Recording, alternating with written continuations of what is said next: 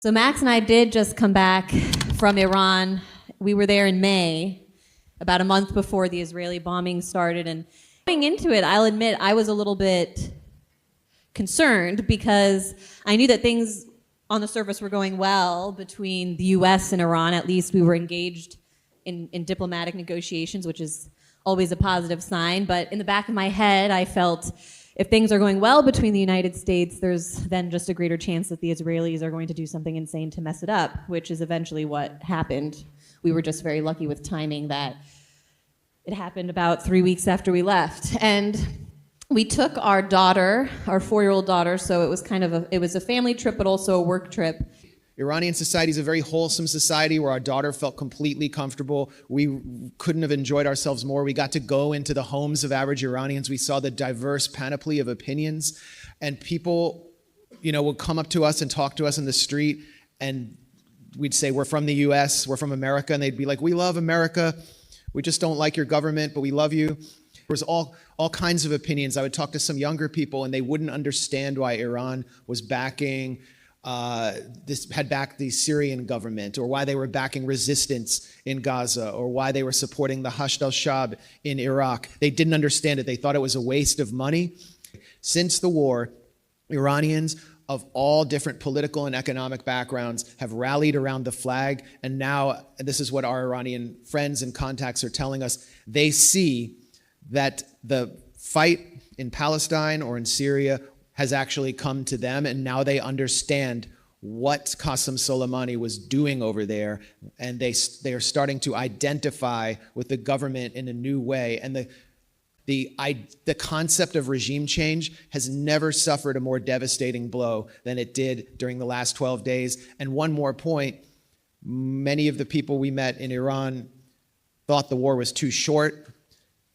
They were deeply supportive across political lines of the ballistic missile attacks, the retaliatory attacks on Israel, and they believed that they could win a war of attrition.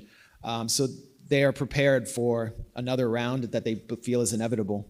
Pretty much everyone that I met in Iran was critical of the government in some way, including from people that say that the current government didn't go far enough in terms of confronting Israel, or they feel that the current Iranian government is even doing too much to appease the United States, or shouldn't even be bothering trusting the United States at this point because of our history reneging on deals and undermining them. And I think it's a valid point. I don't know why anyone would trust us at this stage, but.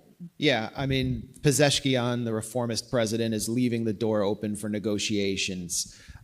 And there's more opposition to that than ever before, because look at what happened.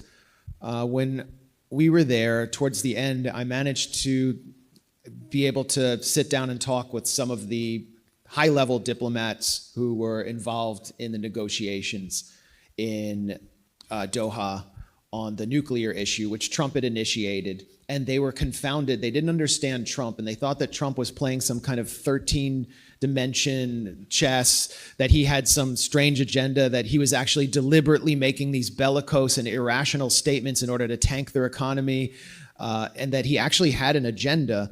And what I think they couldn't imagine was that Netanyahu was in charge, ultimately, of the entire game that was being played with these negotiations, and that Trump, whether he knew it or not, was just providing cover for Israel to catch Iran by surprise. And what did they do when they attacked? The attack began not with a total air domination of Israel. It began from within. It was similar to the Operation Spider's Web that Zelensky waged on Russia, where he used commercial grade, they adapted commercial grade drones to drop munitions and attacked from within, from drone bases they had set up months, if not years in advance. And the population that the Mossad was using, many of them were Afghan migrants or members of minority groups, which shows you how Israel and the West are constantly trying to break down the mosaic inside Iran, the social unity.